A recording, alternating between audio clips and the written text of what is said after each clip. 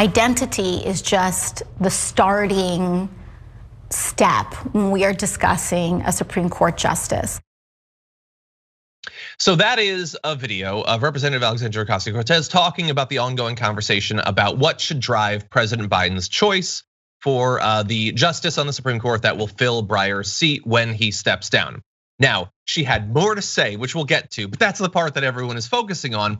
Because if you just focus on that, then you can pretend that AOC doesn't care about representation and in fact goes further than that and hates Black women, because that is the attacks that's coming at her and others who think that representation matters. But inside of that rubric, you can also have considerations for what they would do as judges. So the recount, which had a video that went viral of her saying that, and I like the recount, but they ellipsed out some very important parts of this that we'll get to in a bit, was followed by comments saying the anti-blackness is just appalling. Disappointment is about addressing systemic inequities and acknowledging them. She doesn't get to change the narrative about this. Or Tulsi Gabbard and AOC have more in common than they think. They both hate to see Black women thriving. Or funny how the media and journalists don't seem to notice what is so damned obvious to Black folks, that she is anti-Black. We're gonna get to the rest of her argument there, but Dan, this is the first that we've been able to have you on to talk about the fact that this Supreme Court seat has opened up. What are your thoughts? Now, my overall thoughts with the Supreme Court seat pick is that I would appreciate for Joe Biden to pick a Black woman for Supreme Court pick, not only because there are a number of Black women who are qualified for this, but because this is one of the few campaign promises that would be a layup for him to make. My questions with this is that I feel like the Biden administration would just go, hey, we picked a Black woman, and then they would say that we've done enough for Black people, and then they would come and try to get their votes, when he's still coming off of "you ain't Black." Kamala Harris is still coming off of Charlemagne the God grilling her on the very obvious fact that Joe Manchin seems to be doing a lot more leadership legislatively in the United States than Joe Biden does. And so there is this flavor within the Democratic Party for a lot of people who see the representation as simply being enough. That Kamala Harris is vice president, therefore things are being done for Black people. Or we have a Black Supreme Court justice, a Black woman Supreme Court justice, therefore things are being done for Black women. And yes, that's very important. Yes, it's very important in the Supreme Court, but we as progressives, we as Democrats have to raise our standards and say, it's not enough to just have Black faces in high spaces. You have to actually be doing the actions and doing the work that makes sure that the Black faces that aren't in high spaces, the people of color, everyone overall in the country has access to equal rights and fairness the best we can. And there are a lot of Democrats who don't do that even. And so that's where the pushback kind of comes from. Yeah, I agree. I agree with your concerns about Biden. That look, there have been any number of different women.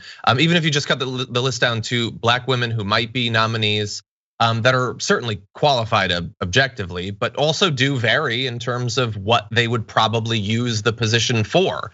And so AOC is not saying don't consider Black women. As we'll get to in just a minute, she is very much saying too, but that, okay, we're gonna do that. Now let's also get into their judicial philosophy.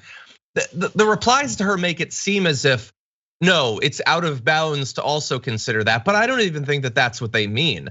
I think these are people who, on some level, probably a somewhat shallow level, care about representation and want it, but also love the idea that the status quo of the Supreme Court is maintained and aren't particularly interested in getting some sort of strong progressive judge or something like that. But anyway, before we continue, let's get to the full commentary of what she said.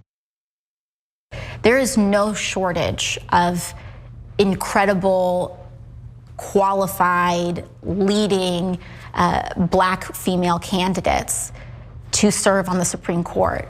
But the question is, what is going to be that nominee's worldview? And what I hope is that what we see is a nominee that is truly rooted in not just public service, but with a protection towards the very rights that frankly have been eroded over the last not just 2, 3, 5 years, but the last 10 years.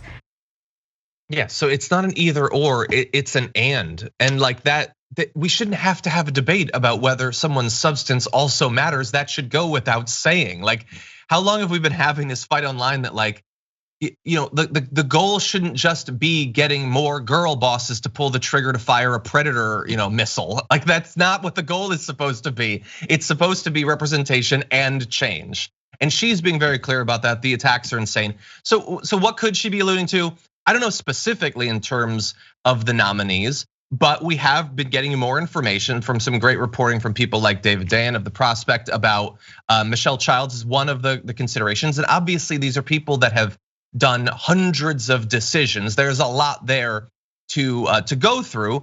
But in that reporting on The Prospect, Alexander Salmon reveals that Michelle Childs has worked for years defending employers accused in racial, gender, and other discrimination cases. As recently as this year, she dismissed a case where an employee alleged she was sexually harassed, subjected to a hostile work environment, and subsequently fired upon reporting it. And David Dayen points out she's notable for several tough on crime rulings that were so out of step legally that they were later overturned by higher courts. These are all things to bear in mind. They are not reasons to then say, well, then screw it, let's just put Ted Cruz on the Supreme Court. But these are women who have histories that can and should be looked at and will be, and we get to decide based on the content. Well, we don't get to, but it will be decided on the content there. What effect would they actually have on the Supreme Court, and then choose accordingly from them? Yeah, it's a moment, like a thought on AOC. Like, it's difficult with her because you'll have on the right wing, we just did a story about how the New York Post will smear what she's doing and label her as corrupt. And on the left wing and many parts of the left, you'll have people saying that, oh, AOC is anti-black. And then you'll go even further on the left and say AOC is a sellout to the moderates in the center who she's getting crap from all the time. And she's not a perfect politician. I criticize her on a number of different things where she should go much harder or whether she isn't going like hard enough, and like, yeah, in those different ways. But you got to understand that in a lot of these ways, when you just pay attention to the context of what she's saying, I am of the opinion that she is more often than not really trying to fight for people and really has the right head on her shoulders and is speaking to what us progressives not in Washington, D.C. every day are concerned about and giving those a voice in Washington, D.C.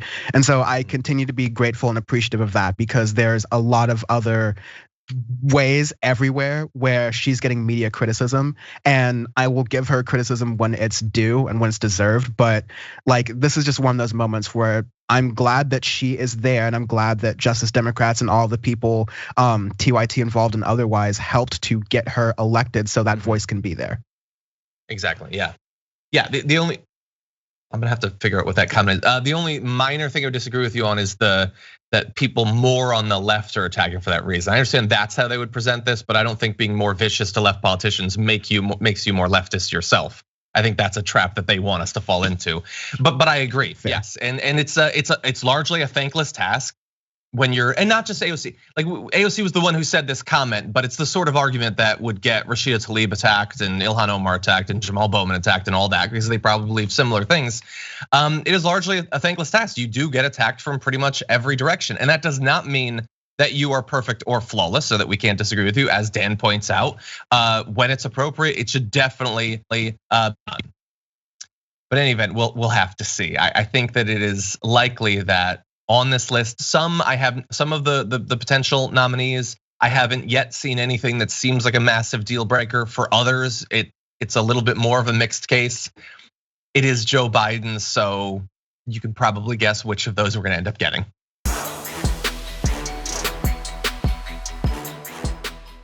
For more political news breakdowns, interviews, stories of activism, and me trying my hardest to care about the occasional big celebrity news story, subscribe to our YouTube channel at youtube.com/The Damage Report. And you can ring the bell wherever it is so you don't miss anything.